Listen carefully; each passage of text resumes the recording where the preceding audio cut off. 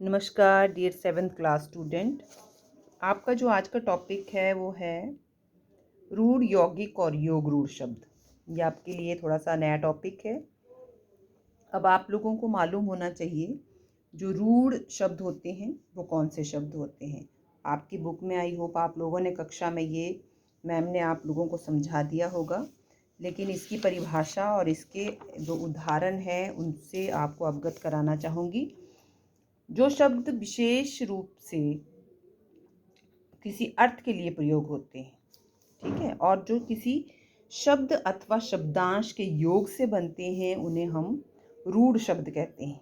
ठीक है, कहने का मतलब है इसमें किसी और शब्द का या शब्दांश का अंश नहीं होता है। ठीक है, वो रूढ़ शब्द कहलाते हैं। जैसे मैं आपको एक एग्जांपल देना चाहूँगी, कक्षा।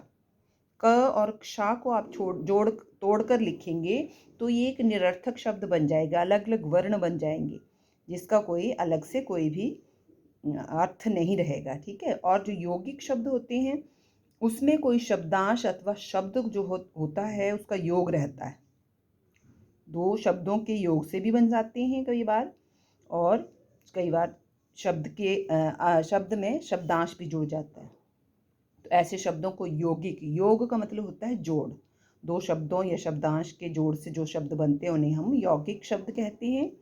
और योग रूढ़ जो है इसमें रहता है योग शब्द या शब्दांश का, लेकिन ये विशेष रूप से किसी अन्य अर्थ के लिए प्रयोग किए जाते हैं। जैसे हम बोलेंगे गजानन, गजानन, गज प्लस आनन। गज होता है हाथी, आनन होता है सिर, यानी कि हाथी के सिर वाला।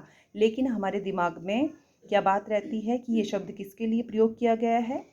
श्री गणेश जी के लिए। तो ये तीसरा जो अर्थ आ गया है, जहाँ पे तीसरा अर्थ निकल कर सामने आएगा वो योग रूढ़ शब्द कहलाते हैं। आपकी बुक में बहुत सुंदर यहाँ चार्ट दिया है, आपको पिंक बॉक्स में यहाँ पे कुछ शब्द दिए हैं और अलग अलग श्रेणी में इनको भरने के लिए कहा गया है। इसमें रूढ़ शब्द भी हैं, यौगिक शब्द भी हैं और योग रूढ़ शब्द भी हैं।